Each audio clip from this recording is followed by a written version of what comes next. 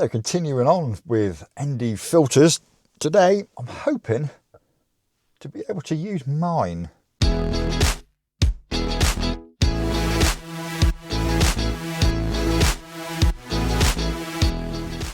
know it's not the day that you're watching this, but today's the actual day that the clocks went back an hour.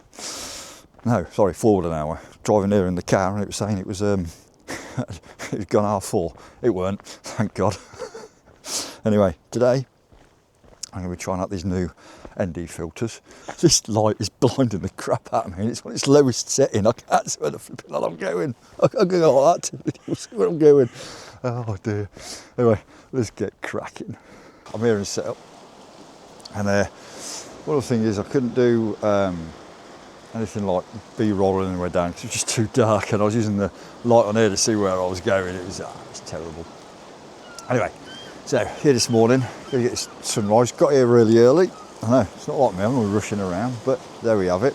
And then what we're going to do is I'm going to do a bit of long exposure on some of the rocks and that are around here, because we're dying to use them ND filters and the new LEE system there. So it's all going to be a good day today, and the weather's absolutely superb. It is spot on for what I want to do. And checking, which is one of the things that I always say to do, is to check, you know, where you're going. And I know this sounds daft, but when you do seascape stuff, is I've got I don't surf, but I've got a surfing app, thanks to a friend of mine.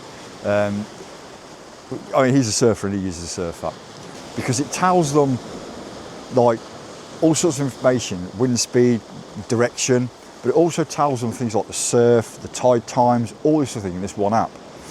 And it was spot on today. I can tell you, it was spot on today.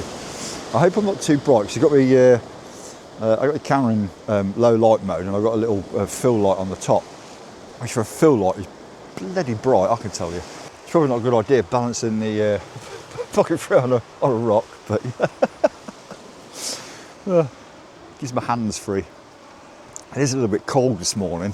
What I'm trying to do is just, I'm waiting. I've got the composition all set up, and as this sun's rising, all these colours over this back over here are constantly changing, and it's just absolutely fantastic.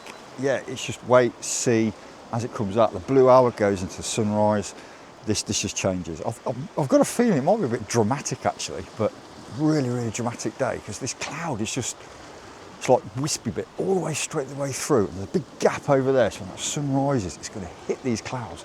I think it's going to be absolutely beautiful. So setting wise, we've got an f14 over here, and the shutter speed, it varies as that light rises. So at the moment we're about half a second. Not going to see much in the water because it's really dark down this front part, and I know this is not something I tend to do, but I've whacked it into water ISO purely so that I haven't got to worry about that one setting. It's not something that I recommend doing, to be honest, but there's a couple of reasons why I want to do it. Is I really want to test the capabilities of the camera with noise when we're in dark situations, and just so that then I can see whether I can, obviously in Lightroom, remove this. I'll turn this fill light off as well, just to see where, yeah, it's not too bad actually. I'm impressed with how good this is in actually low light. That light was blinding the crap out of it, really was. Would you bloody believe it, my battery went. The thing is, I carry loads. I'll put my gloves on as well, by the way. I carry loads. Yeah, it was a couple of weeks ago actually, and actually a couple of months ago actually, and I thought I'd lost one of the batteries for the M50. I think is the M50, it eats batteries like nobody's business. It just literally munches through them. As I do, I thought, I'll have a look around, see what's out there, and I seen that K&F were doing this a battery pack. So you use 3 batteries, the charger, and I can't remember how much it was. I think it was about 40 quid or something like that. I thought, bonus, having that. And they were really good as well, you know. I mean, they were pretty much the same as the actual Canon's ones, you know, as in how long they last and stuff like this, you know, because sometimes the cheap ones, they tend to like die really quick. These are really good. And of course, when I got the RP, it was the same thing. I was like, well, they were pretty good. I'll get some of those. One of the Canon ones were like, you know, 50 odd quid for one.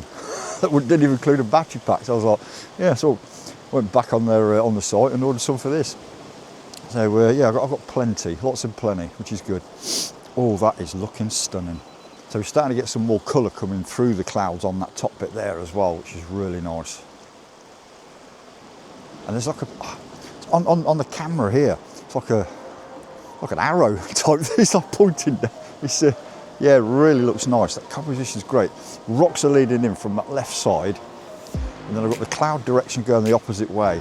It's just like I've got lines, and it really, really does look nice.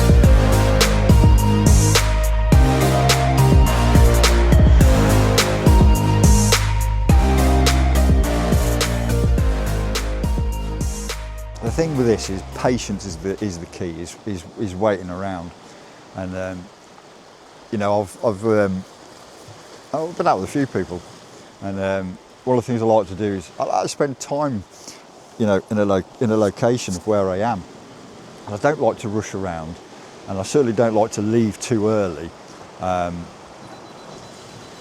especially when you're doing sunrise and stuff like this. Is once you've got to the location, is the colours in that could change dramatically, and you know, a slight tweak here and a slight the results could be so different. But then you get them people that are just sort of like in photo off, and so yeah, but you can miss so much. So yeah, one of the things I'd say is always hang around. And now I've gone off of that. I've put it onto ISO 200 now. That sun's coming up. Did it before, as I said earlier, because I want to see the quality that comes out of this with higher ISOs. It's always good to know the limits of your cameras and what it can do, and how easy it is to recover. So that was a bit of a test on that one. I'm sure you'll let me know. So now I've gone back into full manual now, and I'll control that a little bit better. That's really starting to brighten here. This is just epic, absolute epic. I'm loving it, absolutely loving it. Bit nippy, but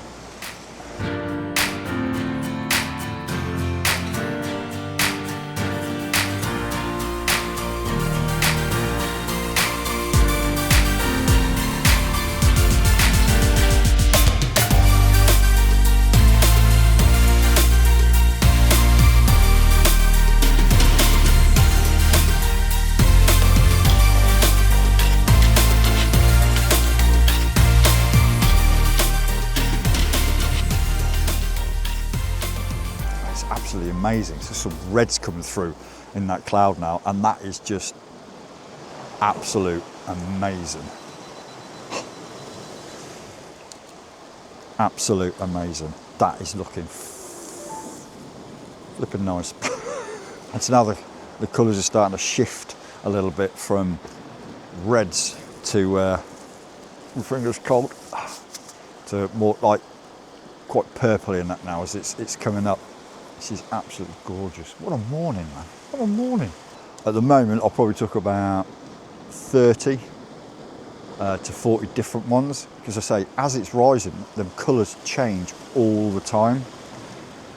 And I'll go through each one and find my favourites. But it's just absolutely epic. And if I thought about it, what I could have done is I could have set this up on behind me and just left it doing like a hyperlapse or something like that, and I have to work out how to do that on this. Watching what I've just seen this morning, it would have been amazing, absolute amazing. and that sea is really starting to get nice. So we're going to go over there in a minute. Oh, what a morning. What a morning. This is one of those ones where, you know, where you do come out and you sort of get okay, you know, things are sort of all right, yeah, that's, you know, and then you get days like this where you're just absolutely blown away. And this is why I love doing this, and it's for these days. Still smiling. I'll put my bracket and that on ready, because I want to get straight in to doing a bit of long exposure stuff. I say, new camera and everything, I've got to work it out as we go along. Now we've set up and gone right into them rocks. And obviously the sun's putting a bit of a streak on the sea. So we've set up for it's a 30-second exposure using the method I've explained before. I'll leave a link to that up above. In a nutshell, don't need any at all whatsoever. So if you're using a 10-stop filter, your magic number you need to remember is 30. So you set your shutter speed to a 30th of a second. This is all going to be done in manual, by the way. You then adjust your aperture and your ISO to get the exposure dead correct. Once you've done so, you'll then obviously focus, place on your filter, and then you drop your shutter speed then down to 30-second exposure. And that's it, that's all you need to remember. Don't need any app. It's never failed me. Basically what I wanted to come out for today was just to get used to doing this, because obviously I was used to the other camera, which was DSLR. Yes, I know it's Canon and the settings are very, very similar, but your buttons on the camera itself are, yeah, they change, don't they? You know, they move about a bit, and obviously that being a slightly older camera than this one. This one's more menu driven. Yeah, you got a few dials and stuff, and I know it's touchscreen, you can change stuff, but very, very menu. Oh, that is gorgeous.